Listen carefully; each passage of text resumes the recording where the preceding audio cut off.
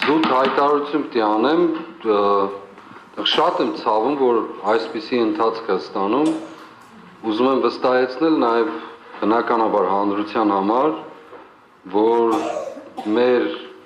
շահագրգռվածությունն է, որպեսզի այս նիստերը արագ ընթանան,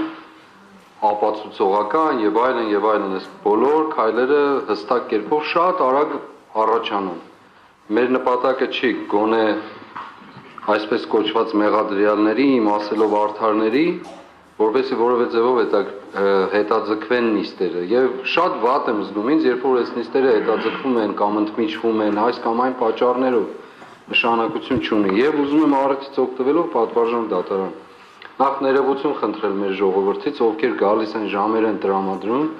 եւ միևնույն ժամանակ նաեւ շնորհակալություն հայտնել, ներողություն թե այսօրվա, թե որևէ անհարմարության համար։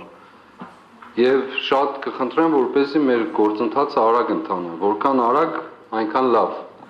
Եվ վերջում էլ ուզում եմ ամփոփել, ես մինչև այսօր քննչական կոմիտեի ղեկավարից չստացա որևէ պատասխան իր կատարած անպատասխանատու հայտարարության համար։ Դրա փոխարեն երկու անգամ հրավիրվեցի քննչական կոմիտե, բայց ոչ այդ հարցով։ Եվ ես առիթ օգտագործելով դարձյալ պնդում եմ, դարձյալ ասում եմ հստակ կերպով, մինչև կգա ապացուցողական մասը, դա իր հերթին դա հստակ կերպով ասում եմ, հայտարարում եմ, որ մինչև այսօր ոչ իմ հրապարակային, ոչ նամակագրության, ոչ դատարանում ընչած իր անպատասխանատու հայտարարության պատասխանը չի տվել։ Սա արձանագրեք ձեզ մոտ եւ ուզում եմ դարձյալ ներողություն խնդրել ժողովուրդ ջան